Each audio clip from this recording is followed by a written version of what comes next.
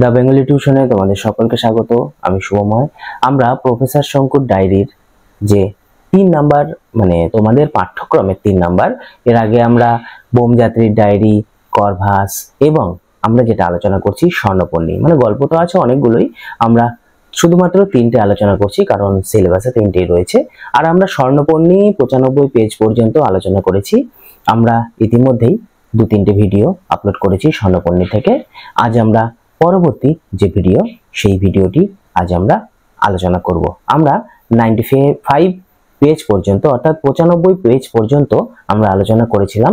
আমরা দেখেছিলাম প্রফেসর শঙ্কুকে নিয়ে যেতে এসেছে এবং তারা চলেও গেছিল, কারণ যে নিতে এসেছিল স্টাইনার, সেই স্টাইনারের বাবা সেখানে ছিল অসুস্থ এবং তাকে নিয়ে যাওয়ার জন্য সে ইংল্যান্ডে এসেছিল এবং তারা যথারীতি সেখানে চলে গিয়েছে তাদের বাড়ি।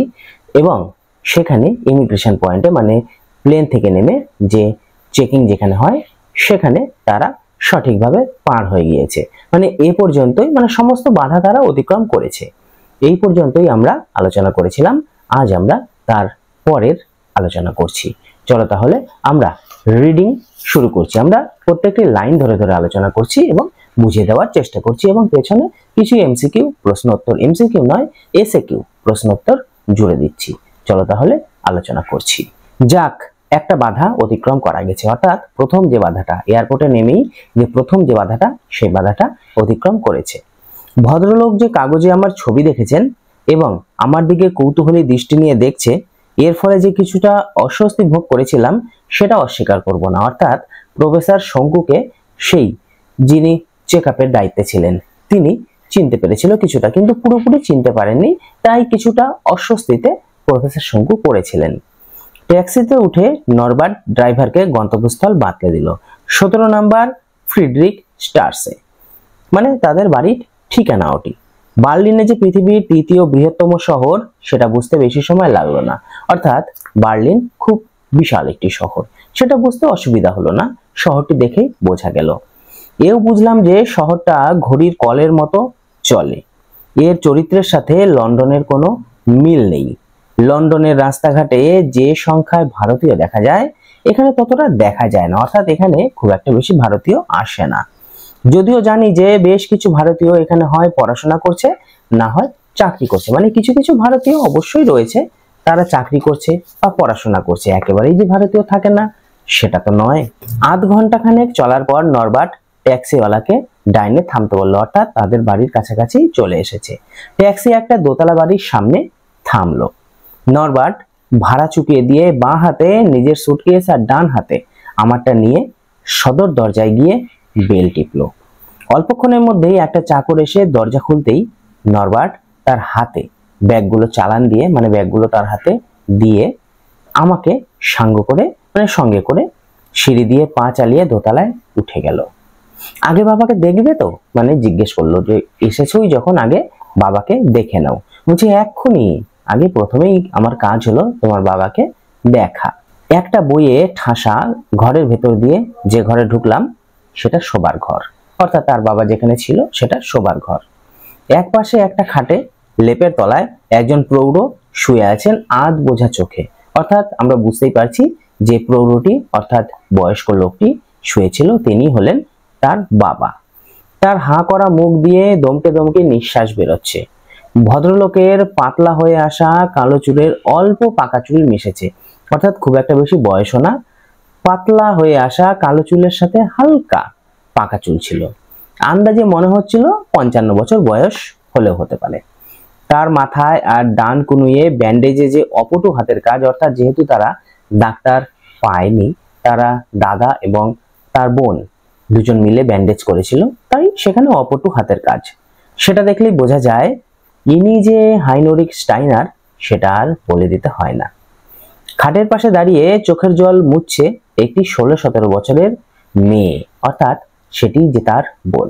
নরবার্ট তাকে দেখিয়ে বলল, আমার বোন লেনি। আমি এগিয়ে গিয়ে ভদ্রলোকের নাড়ি দেখলাম। স্পন্দন প্রায় নাই বললেই চলে, অর্থাৎ তার হার্টবিট প্রায় নাই। আমার বাবার মৃত্যুর সময় আমি পাশেই ছিলাম, তার মুখে যে মৃত্যুর ছায়া দেখেছিলাম এখানেও তাই দেখছি, অর্থাৎ তিনি অর্ধমৃত অবস্থায় সেখানে পড়ে রয়েছিলেন। আর দেরি করা চলে না। আমি জানতাম এই অবস্থায় বড়ি গেলানো চলবে না, অর্থাৎ যে বড়িটি হাঁ করে জলের সাথে বা দুধের সাথে গিলে খাবে সেটা হবে না।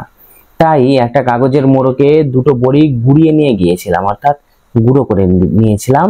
লেনিকে বললাম, তোমার পাশেই টেবিলের ফ্লাস্ক আর গ্লাস দেখছি, আমাকে এক গ্লাস জল দাও। লেনি যখন ঢালছে তখন একটা শব্দ শুনে আমার দৃষ্টি প্রফেসর স্টাইনার দিকে গেল।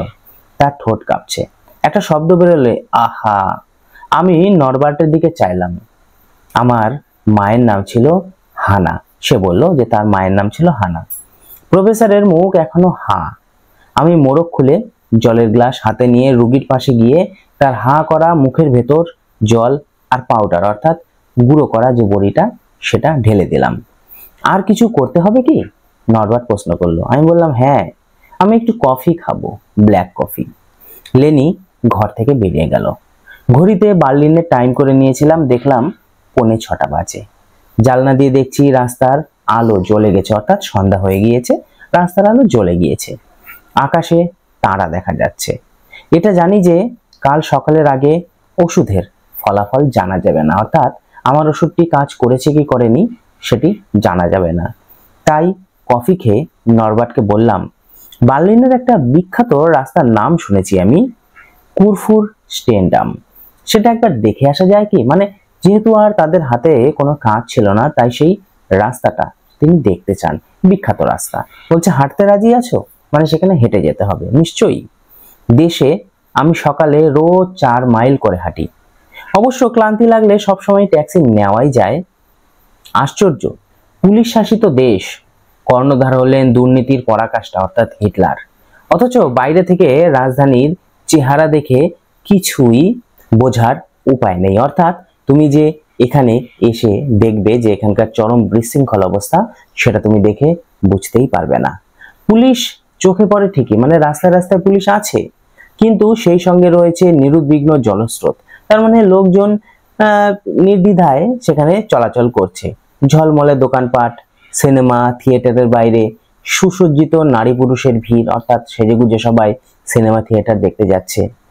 নরবার্টকে কথাটা বলাতেও বলল, সেই জন্যই তো যারা অল্প দিনের জন্য এখানে আসে, অর্থাৎ ঘুরতে আসে, তারা বাইরে থেকে হিটলারের শাসনতন্ত্র সম্বন্ধে যা শুনেছে সে বিষয়ে সন্দেহ প্রকাশ শুরু করে, অর্থাৎ তারা নিজেরাও সন্দেহ করে যে এখানকার লোকই হয়তো ভুল খবর ছড়াচ্ছে, হিটলার হয়তো এতটাও খারাপ নয়। কুরফুর স্টেনডামের একটা পোশাকের দোকানে কোট প্যান্ট শার্ট পুলোভার দেখছি, মানে জামা কাপড় পছন্দ হচ্ছে, সেগুলো দেখছি। এমন সময় আমার ডান হাতের কনুইয়ে একটা মৃদু চাপ অনুভব করলাম, মানে ডান হাতের কনুইতে কেউ যেন একটু গুঁতো মারছিল। ঘুরে দেখি একজন মাঝবয়সী মহিলা আমার দিকে এক দৃষ্টে চেয়ে আছেন, মানে একভাবে চেয়ে আছেন। প্রফেসর শ্যাঙ্কু? ইতস্ততভাবে জিজ্ঞেস করলেন মহিলা।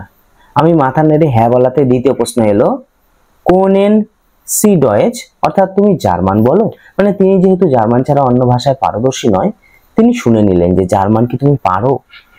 এই প্রশ্নের উত্তরে হ্যাঁ বলাতে ভদ্রমহিলার মুখ আনন্দে উদ্ভাসিত, অর্থাৎ তিনি আনন্দ পেলেন, আর পর মুহূর্তে বিষাদে আচ্ছন্ন হয়ে গেল। আমার হাত দুটো ধরে কাতর কণ্ঠে মহিলা বললেন, হেলফেন মিক বিটে, হেলফেন মিক হেয়ার প্রফেসর, অর্থাৎ দোহাই প্রফেসর, আমাকে সাহায্য করো। তার কি হয়েছে জিজ্ঞেস করতে ভদ্রমহিলা বললেন, 30 বছর থেকে, অর্থাৎ 30 ইয়ার্স, 30 বছর থেকে তার কাঁটার, অর্থাৎ সর্দির ধাত, আর সেই সঙ্গে মাথার যন্ত্রণা। তুমি তো জানো সর্দির ওষুধ আজ পর্যন্ত কেউ বার করতে পারেনি।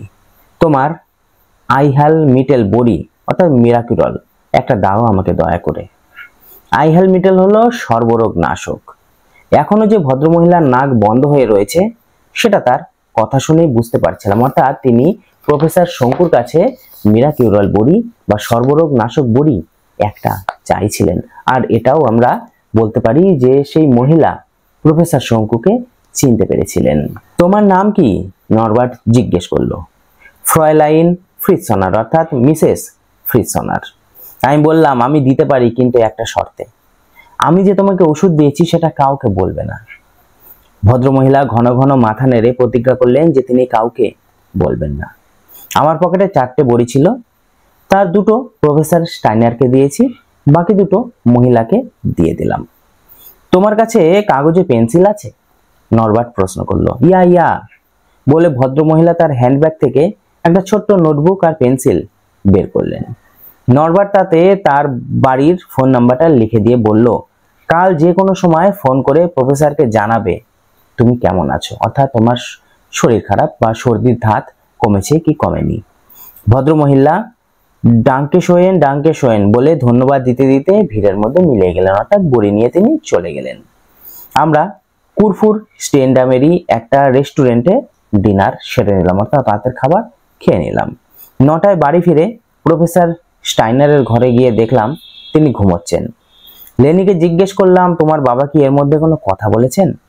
লেনি বলল, অনেকবার, মানে আর একবার আর কি, মায়ের নাম করেছিলেন আর বলছিলেন আমি আসছি, অর্থাৎ তিনিও ধরে নিয়েছিলেন যে তিনি মারা যাবেন, তাই তিনি বারবার মনে মনে বলছিলেন যে তার মা যেখানে রয়েছে সেখানে তিনি খুব শিগগিরই আসছেন। আমি দীর্ঘশ্বাস ফেলে আমার ঘরে চলে এলাম। হে প্রভু, মিরাকুলার যেন ব্যর্থ না হয়, অর্থাৎ সেই প্রফেসরকে আমি যেই ওষুধটি খাইয়েছিলাম সেটি যেন ব্যর্থ না হয়। খাটের পাশে একটা টেবিলের উপর চকোলেট আর একটা ছোট্ট কার্ডে মেয়েলি হাতের লেখা গুড নাইট, অর্থাৎ গুড নাইট দেখে বুঝলাম মায়ের অভাবে লেনি এই বয়সেই পাকা গৃহিণী হয়ে উঠেছে, অর্থাৎ তিনি তার মায়ের ভূমিকা পালন করছিলেন। দিনে ধকল গেছে বলে রাত্রে ঘুমটা ভালোই হলো। গিরিডিতে উঠি 5টায়। এখানে ঘুম ভাঙতেই ঘড়ির দিকে চেয়ে দেখি 6টা বাজতে 5। আসলে পালকের বালিশে শুয়ে আরামটা হয়েছে একটু বেশি। আমি চটপট লেপের তলা থেকে বেরিয়ে মাটিতে পা দিতেই কণ্ঠস্বর কানে এলো, উদ্দাত্ত সুরলা কণ্ঠ। কিন্তু এ কি, এই যে সংস্কৃত, আর কথাগুলো আমার চেনা। বেদা হতে মেতং পুরুষং মহান্ত মাদিত্য বর্ণং তমস পরস্তাৎ। আমি এই তিমিরাতির জ্যোতির্ময় মহাপুরুষকে চিনিয়াছি। এই যে উপনিষদের কথা, ছেলেবেলায় বাবাকে আবৃত্তি করতে শুনেছি আর আজও মনে আছে। আমি গায়ে একটা কোট চাপিয়ে নিয়ে কণ্ঠস্বর লক্ষ্য করে দ্রুত ঘর থেকে বেরিয়ে গেলাম। গলা আসছে প্রফেসরের ঘরের দিক থেকে। তমেব বিদিতাতি মৃত্যুমেতি নান্যপন্থা বিদ্যত হনাং। সাধক কেবল তাহাকে জানিয়াই মৃত্যুকে অতিক্রম করেন, তদ্ভিন্ন মুক্তি প্রাপ্তির আর অন্য কোনো পথ নেই। মানে এগুলি সংস্কৃত শ্লোক কে যেন বলে চলছিল। প্রফেসরের ঘর খালি, অর্থাৎ প্রফেসর সেখানে ছিল না। ওই যে ওদিকে দরজা আর ওদিকে ব্যালকনি। রুদ্ধশ্বাসে দরজা দিয়ে বেরিয়ে গিয়ে দেখি প্রফেসর স্টাইনার ব্যালকনির অপর প্রান্তে আমার দিকে পিঠ করে দাঁড়িয়ে ভোরের আকাশের দিকে চেয়ে উপনিষদ আবৃত্তি করছেন, অর্থাৎ আমরা দেখতেই পাচ্ছি প্রফেসর স্টাইনার এক রাতের মধ্যে ভালো হয়ে গিয়েছে। হয়তো আমার পায়ের আওয়াজ পেয়েই মাঝপথে থেমে গিয়ে আমার দিকে ঘুরে কয়েক মুহূর্ত চেয়ে থেকে যেন একটু অবাক হয়ে প্রশ্ন করলো, কস্তম, অর্থাৎ সংস্কৃতে, তুমি কে? আমি জার্মানিতেই উত্তর দিলাম, আমার নাম তিলকেশ্বর শঙ্কু। তিলকেশ্বর? বিষ্ণু, শিব, না সূর্য? মানে কে তুমি? আমি জানতাম আমার নাম তিনটেকেই বোঝায়। আমি মৃদু হেসে বললাম, কোনোটাই না। আমি ভারতবর্ষে বিজ্ঞানের অধ্যাপনা করি, অর্থাৎ আমি একজন শিক্ষক। আমি এই আশ্চর্য আয়ুর্বেদিক ওষুধ পেয়েছি যেটা সব রকম ব্যারামেই কাজ করে লন্ডনে। মানে বলতে গিয়েও থেমে গেল। মিরাকুলার? ভদ্রলোক আমাকে বাধা দিয়ে বলল, আমি তোমার ওষুধে ভালো হয়ে উঠেছি? আমি তাই ভাবছিলাম, এই 4 বছর তো দুর্যোগ ছাড়া আর কিছুই জোটেনি আমার কপালে, মানে আমার তো ভালো কিছু হয়নি। হঠাৎ ঈশ্বর আমার উপর এত সদয় হলো কেন? কিন্তু তিলকেশ্বর, আমি তো মৃত্যুকে বরণ করেই নিয়েছিলাম, কারণ বেঁচে থেকে তো আমার কোনো লাভ নেই। লাভ আছে প্রফেসর স্টাইনার। কাল আপনার ছেলে বলছিল আপনি ভালো হয়ে উঠলে আপনাকে জার্মানি থেকে সরিয়ে নিয়ে যাবার উপায় সে নিশ্চয়ই বার করবে, অর্থাৎ এখানে সে রাখবে না আর আপনাকে। তাতে যদি প্রতারণার আশ্রয় নিতে হয় তাতেও ক্ষতি নেই, অর্থাৎ চালাকি করে যদি জার্মানি থেকে বেরোতে হয় তাও বেরোতে রাজি আছি। শটে সাট্টাম কথাটা তো আপনি জানেন। এই রাজ্যে এই অন্ধকার যুগে নীতির কথা ভাবলে চলবে না, অর্থাৎ এখানে ভালো নীতি নিয়ে চললে ভালোভাবে থাকা যাবে না। আপনি বাইরে কোথাও চলে গিয়ে আপনার কাজ আবার শুরু করুন। সৌম্যদর্শন পণ্ডিত যেন আপন মনে বলে উঠল, প্যারিস? আদ্রে আদ্রে ভেরসোয়া, আমার বন্ধু, সেও ভারততাত্ত্বিক। কতবার বলেছে এখানে চলে এসো, এখানে চলে এসো। বেশ তো, তাই যাবেন আপনি, অর্থাৎ আপনি প্যারিসেই চলে যান না, অসুবিধা কোথায়? স্টাইনার উদার দৃষ্টিতে বা উদাস দৃষ্টিতে সবে ওঠা সূর্যের দিকে চেয়ে পড়লেন। কত কাজ বাকি, কত কাজ বাকি, এরা কিছুই করতে দেয়নি আমাকে। ভাগ্যের কি পরিহাস। নাৎসি পার্টি, যাদের নাম উচ্চারণ করতে মন বিষিয়ে ওঠে, তারা স্বস্তিককে করেছে তাদের প্রতীক, সিম্বল, এমব্লেম। সু অর্থাৎ ভালো, অস্থি অর্থাৎ আছে। এই হলো স্বস্তি, আর তার থেকে স্বস্তিক। এরা বলে সাভাস্টিকা। এর চেয়ে মানে তারা যে সিম্বল নিয়ে চলছে সেটার ধারে পাশেও তাদের পার্টির কোনো অবস্থান নেই। প্রফেসরের কথা থামাতে হলো, আর সেই সঙ্গে আমিও তটস্থ। বাড়ির সদর দরজায় ধাক্কা পড়ছে সজোরে, একবার নয় 3 বার, অর্থাৎ সদর দরজায় কেউ ধাক্কা মারছে। আবার তারা, অর্থাৎ আবার এসেছে সেই পুলিশ বাহিনী। গভীর উৎকণ্ঠা সুরে বললেন স্টাইনার। বাইরে একটা পায়ের শব্দের সঙ্গে সঙ্গে নরবার্ট আর লেনি ব্যালকনিতে ছুটে এলো। বাবাকে সুস্থ অবস্থায় দাঁড়িয়ে থাকতে দেখে প্রথমে দুজনেরই মুখ হাঁ হয়ে গেল, অর্থাৎ পুলিশ বাহিনী তাদেরকে দেখে, অর্থাৎ আর এদিকেও নরবার্ট আর লেনিও তার বাবাকে দাঁড়িয়ে থাকতে দেখে হাঁ করে ফেললেন, মানে অবাক হয়ে গেলেন। পর মুহূর্তে বিস্ময় কাটিয়ে উঠেই নরবার্ট তার বাবাকে হাত ধরে টেনে ঘরে নিয়ে গিয়ে বলল, বিছানাতে শুয়ে পড়ো এক্ষুনি, মানে তোমাকে ভালো অবস্থায় দেখলে তারা আবার অত্যাচার করবে। মুমূর্ষের অভিনয় করতে হবে, অর্থাৎ রোগীর অভিনয় করতে হবে। গেস্টাপো আবার এসেছে। এর মধ্যে আরো 3 বার দরজায় ধাক্কা পড়েছে। স্টাইনার বিছানায় শোয়া মাত্র লেনি এক টানে লেপটা তার উপরে টেনে তার চোখ বুঝিয়ে মুখ হাঁ করিয়ে দিল, অর্থাৎ তাকে অসুস্থের ভান করিয়ে দিল। কয়খেনসি পাপা, অর্থাৎ হাঁপ ধরার মতো করে নিঃশ্বাস নাও বাবা, মানে মানুষ অসুস্থ হলে যেমন নিঃশ্বাস নেয় সেরকম নিঃশ্বাস নাও। নরবার্ট ঘর থেকে বেরিয়ে গেল, আমি তার পেছনে। দরজায় আবার 3 গুণ জোরে ধাক্কা পড়ছে, অর্থাৎ জোরে জোরে ধাক্কা মারছে। সিঁড়ি দিয়ে নেমে দরজা খুলতেই সশস্ত্র পুলিশ ভিতরে ঢুকে এলো, অর্থাৎ ঘরের ভিতরে পুলিশ চলে এলো।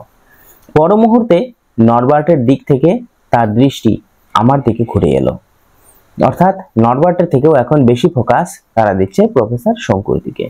তারপর ডান হাত প্রসারিত করে উপর দিকে তুলে বলল, হাইল হিটলার, অর্থাৎ বলো হিটলারের জয়। আমি নির্বাক দেখে পুলিশের গলা সপ্তমে চড়ে গেল, অর্থাৎ জোরে বলল, হাইল হিটলার। সর্বনাশে সমুৎপন্নে অর্ধং তজ্জতি পণ্ডিত। অর্ধেক কেন, আমি গোটা আত্মসম্মান ত্যাগ করে ঝামেলা বাঁচানোর জন্য ডান হাত তুলে দিব্যি বাজখাই গলায় বললাম, অর্থাৎ জোরে চেঁচিয়ে বললাম, হাইল হিটলার। মানে এখানে ঝামেলা করা যাবে না, তারপরে যদি হাইল হিটলার বলতেও হয় আমি বলতেও রাজি আছি। প্রফেসর স্টাইনার যখন অভিনয় করছেন তখন আমার অভিনয় করতেই বা আপত্তি কোথায়? পরে জেনেছিলাম ইনি গেস্টাপো নন, অর্থাৎ যে হেড সেনাপতি তিনি এখানে আসেননি, বা তিনি এটা না।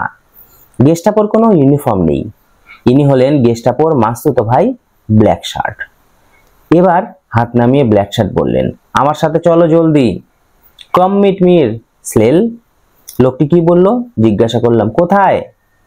সে পরে জানতে পারবে, ভদ্র পোশাক পরে নাও, আর সঙ্গে তোমার যা কিছু আছে সব নিয়ে নাও।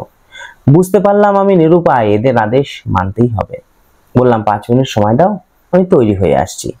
পোশাক বদলে সুটকেসের দিকে দৃষ্টি দিতে মনে হলো সন্ডার্সের দেওয়া লুগার অটোমেটিকটা তাতে রয়েছে, অর্থাৎ বন্দুক আমার সাথেই আছে। জানি এরা আমাকে সার্চ করতে পারে, তাও পিস্তলটা প্যান্টের পকেটে নিয়েই নিলাম। ঘর থেকে যখন বেরোবা তখন নরবার্ট এসে হাজির, অর্থাৎ নরবার্ট আমার সামনে চলে আসলো। তার মুখ ফ্যাকাশে, অর্থাৎ সে দায়িত্ব নিয়ে আমাকে নিয়ে এসেছিল এখানে, এখন পুলিশ আমাকে নিয়ে যাচ্ছে, তো তার একটু টেনশন তো হবেই। চোখের কোলে জল চিকচিক করছে। আমায় ক্ষমা করো প্রফেসর, অর্থাৎ সে বুঝতে পারছিল যে তার এটি নিয়ে আসাটাই অন্যায় হয়েছে। আমি নরবার্টের পিঠে 2টো চাপড় মেরে বললাম, ছেলে মানুষই করো না। আমার মনে হয় না এখন এরা তোমার বাবার ওপর আর অত্যাচার করবে। এই বেলা ভেবে স্থির করো তোমরা কি করে পালাবে, মানে তোমরা এখান থেকে কিভাবে পালাবে সেটা আগে ঠিক করো। আমার সম্বন্ধে একদম ভেবো না, আমার মন মিথ্যা বলে না, এটা আমি আগেও দেখেছি। মন বলছে আমার মৃত্যুর সময় এখনো আসেনি, অর্থাৎ আমি এত তাড়াতাড়ি মরবো না। কাজেই তোমার কর্তব্য তুমি করে যাও, এদেশে তোমাদের কোনো ভবিষ্যৎ নেই, তোমরা এদেশ থেকে চলে যাও। তোমার বাবা প্যারিস যেতে চান, তুমি তার ব্যবস্থা করো। মনে রেখো, এই অবস্থায় জাল, জুয়োচুরি, মিথ্যার আশ্রয় নেওয়া কোনোটাই অন্যায় নয়। তোমার যা করার হয় করো, তুমি এখান থেকে চলে যাও। নরবার্ট রুমাল দিয়ে চোখ মুছে বলল, একটা কথা, মিসেস ফিটসনার এক্ষুনি ফোন করেছিলেন, তার সর্দি সেরে গেছে। অর্থাৎ ওই যে যে রোডে তারা ঘুরতে গিয়ে দুটো ট্যাবলেট দিয়েছিল সেই ভদ্রমহিলাকে, তার সর্দি সেরে গিয়েছিল। গুড। নরবার্ট ও লেনিকে গুড বাই করে পুলিশের সাথে বেরিয়ে পড়লাম। বাইরে এসে দেখি বাড়ির সামনে এক বিশাল কালো গাড়ি দাঁড়িয়ে রয়েছে, অর্থাৎ তাকে নেবার জন্য বিশাল গাড়ি এসেছে। এমন গাড়ি এর আগে আমি দেখিনি, তাই নামটা জিজ্ঞেস না করে পারলাম না। উত্তর এলো ডাইমলার। গাড়ির দরজা খুলে আমাকে ঠেলে ঢুকে দিয়ে আমার পাশে বসলো পুলিশ। গাড়ি রওনা দিল। আর একটি মাত্র প্রশ্ন করেছিলাম, আর তার জবাবও পেয়েছিলাম। আমরা কোথায় যাচ্ছি সেটা জানতে পারি কি? ওরা বলেছিল কারিন হল। এটা বুঝতে পারছিলাম যে আমরা উত্তর দিকে চলেছি। প্রশস্ত আরামদায়ক গাড়ি, মানে গাড়িটা খুব সুন্দর। মসৃণ রাস্তা, গাড়ি যে চলেছে তা প্রায় টেরই পাওয়া যায় না, মানে একদম গাড়ি স্মুথ ভাবে চলছে। মিনিট 15 চলার পরেই তন্দ্রা এসে গেল, মানে ঘুম পেয়ে গেল। যখন আবার সজাগ হলাম তখন দেখলাম বাইরের দৃশ্য একেবারে বদলে গেছে। আমরা শহর ছেড়ে গ্রামাঞ্চলে চলে এসেছি। গাছপালা, ক্ষেত খামার, কৃষকদের ছোট ছোট কটেজ বাড়ি মিলিয়ে মনোরম দৃশ্য, অর্থাৎ খুব সুন্দর দৃশ্য, যার সঙ্গে আমাদের দেশের পল্লীগ্রামের দৃশ্যের কোনো সাদৃশ্য নেই। আমাদের দেশের গ্রাম আর এখানকার গ্রাম আকাশ পাতাল পার্থক্য। এতক্ষণ কথা না বলে অস্বস্তি লাগছিল, তাই আমার পার্শ্ববর্তী ভদ্রলোককে আরেকটা প্রশ্ন করলাম।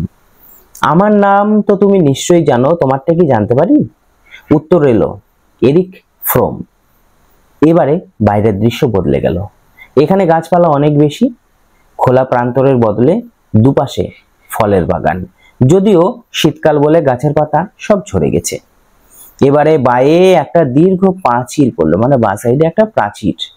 কিছু দূর গিয়েই পাঁচিলের গায়ে একটা প্রকাণ্ড ফটকের মধ্যে দিয়ে আমাদের গাড়িটা ঢুকে গেল, অর্থাৎ বিশাল বড় একটা দরজা, দরজার মধ্যে দিয়ে সে গাড়িটা ঢুকে গেল। প্রায় আধ মিনিট ধরে আমরা এগিয়ে চললাম প্রশস্ত নুড়ি ঢালা পথ দিয়ে, অর্থাৎ ছোট ছোট গিটি ফেলা, নুড়ি ফেলা যে পথ, সেই পথ দিয়ে আমাদের গাড়িটি এগিয়ে চললো। এ কোথায় এলাম? কোনো বাসস্থানের চিহ্ন তো দেখতে পাচ্ছি না এখনো। এবার একটা মোড় ঘুরেই আমাদের গন্তব্যস্থল চোখে পড়ল।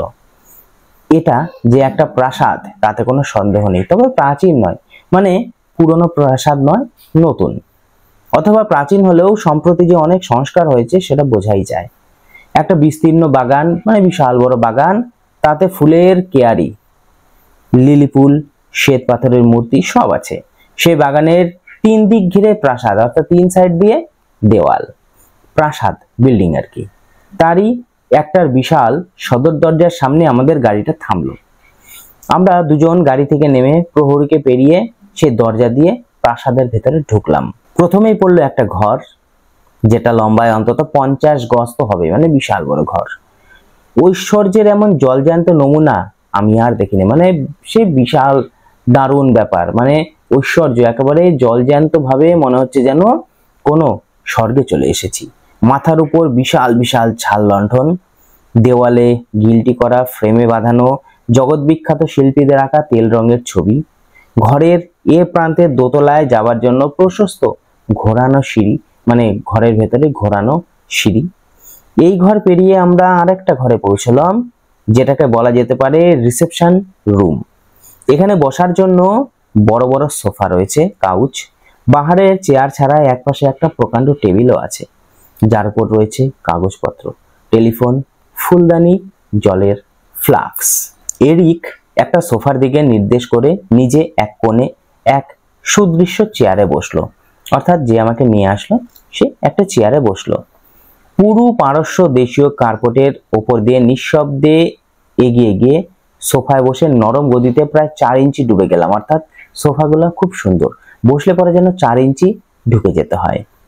এখনো জানি না কি কারণে আমাকে এখানে আনা হয়েছে, তবে এটা দেখছি যে একটি ভিত্রস্থানীয় লোক আমাকে প্রাসাদে ঢুকতে দেখি সিঁড়ি দিয়ে দোতলায় উঠে গেছে, অর্থাৎ দোতলায় কাউকে ডাকার জন্য হয়তোবা সে গেছে। মিনিট 5 বসার পর প্রাসাদের চতুর্দিক থেকে নানান ঘড়িতে ঢং ঢং করে 8টা বাজছে। এমন সময় এরিক হঠাৎ তড়াক করে উঠে দাঁড়িয়ে ডান হাত তুলে হাইল হিটলার বলল। 8টা যখন বাজলো তখন সে হঠাৎ করে দাঁড়িয়ে হাইল হিটলার বলল। আমার সঙ্গে সঙ্গে ঘরে প্রবেশ করলেন ছাই রঙের ডাবল ব্রেস্টেড স্যুট পরা বিশাল বপু এক ব্যক্তি, অর্থাৎ বিশাল মোটা চেহারার বিশাল ওজনের এক ব্যক্তি। তিনি আমার দিকে এগিয়ে এসে স্পেকেন সি ডয়েচ প্রশ্ন করাতে আমি বুঝলাম এর ছবি আমি দেখেছি। আমি হ্যাঁ বলাতে ভদ্রলোক আরো 2 পা এগিয়ে এসে আমার সামনে দাঁড়িয়ে দ্বিতীয় প্রশ্ন করলেন, কেনেন সিমির, অর্থাৎ তুমি আমাকে চেনো? আমি বললাম, ভারতবর্ষে যারা খবরের কাগজ পড়ে তাদের অধিকাংশই তোমার চেহারার সাথে পরিচিত। হের গোয়ারিং, অর্থাৎ তোমার নাম হের গোয়ারিং। হিটলারের পরেই আমার স্থান, মানে আমি হচ্ছে সেনাপতি। হিটলার রাজা, আমি সেনাপতি। পায়চারি শুরু করে দিল গোয়ারিং। জার্মানির সামরিক শক্তির প্রধান কারণ আমি, অর্থাৎ আমি জার্মানির সামরিক শক্তিকে চালাই। জলে, স্থলে, অন্তরিক্ষে জার্মানির তুল্য শক্তিশালী দেশ আর নেই, অর্থাৎ জার্মানিকে শক্তিশালী আমি গড়ে তুলেছি। দেখো 104 পেজ পর্যন্ত আমরা এই পর্বে আলোচনা করলাম। এরপরে আমরা আরেকটি পর্ব আলোচনা করব, ওটাই লাস্ট, এবং ওই পর্বে আমরা এই স্বর্ণপর্ণী গল্পটি শেষ করব। আজ তাহলে এই পর্যন্তই। আর মন থেকে সব অন্ধকার দূর হয়ে গেল। কে এই কথা ভেবেছিলেন? উদ্ধৃতাংশটির বক্তা প্রফেসর শঙ্কু এই কথা ভেবেছিলেন। তু এ কি? করভাসের ঠোঁটের কোণে হাসি কেন? বক্তা এই প্রশ্নের কি উত্তর পেলেন তা সংক্ষেপে লেখো। এই উত্তরে, মানে এটা সন্ডার্সের হবে অ্যাকচুয়ালি, এই প্রশ্নের উত্তরে বক্তা জানতে পারলেন সন্ডার্সের তৎপরতায় 2 নাৎসি পাষণ্ড সর্বরোগনাশক মিরাকিউরাল বড়ি হাতে পায়নি। সন্ডার্স আগেই সেগুলি স্থানান্তরিত করেছিলেন। জার্মানির গুপ্ত পুলিশ বাহিনীর নাম কি?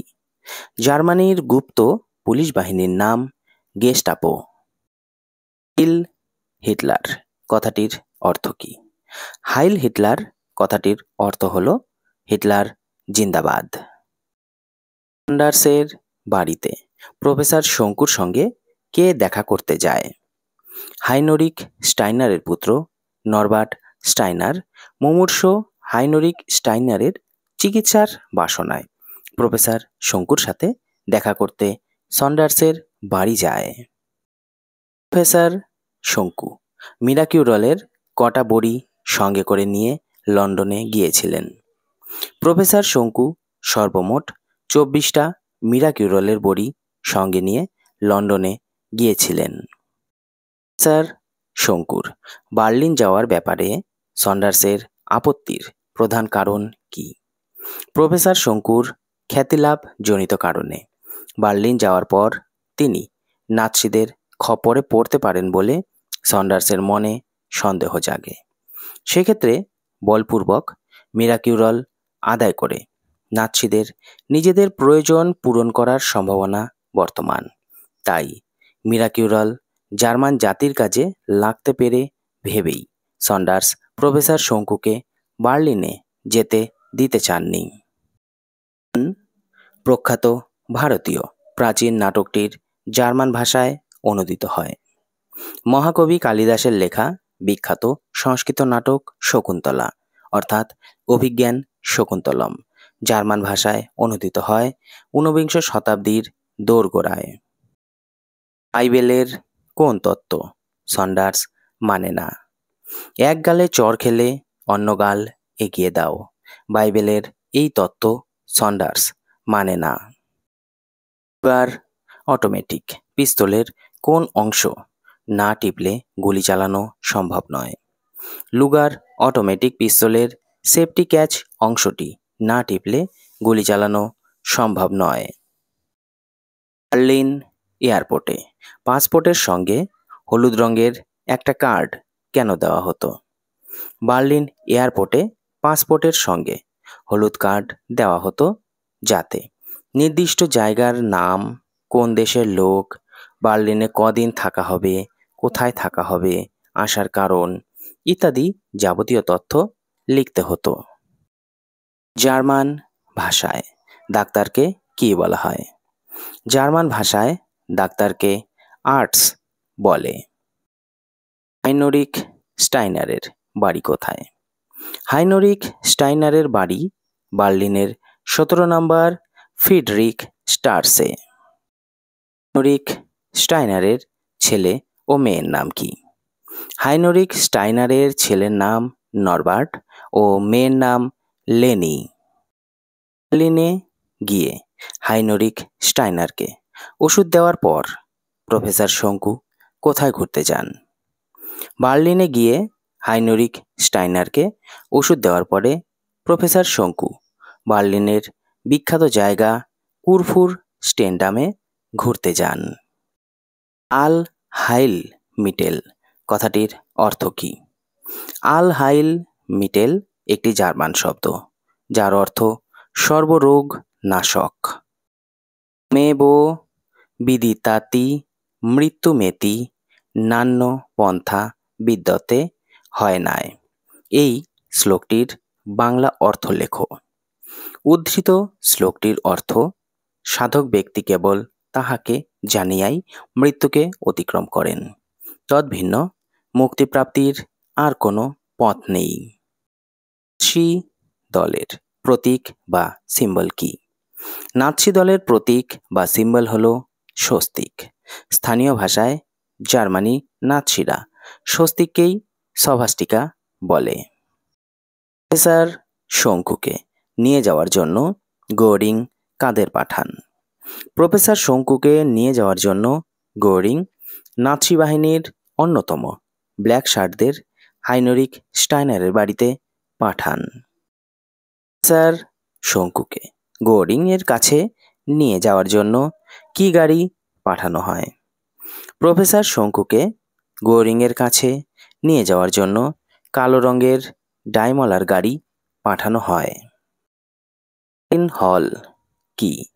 কারিন হল হলো নাৎসি দলের গেস্টাপো বাহিনীর প্রধান গোরিং এর বাসস্থান।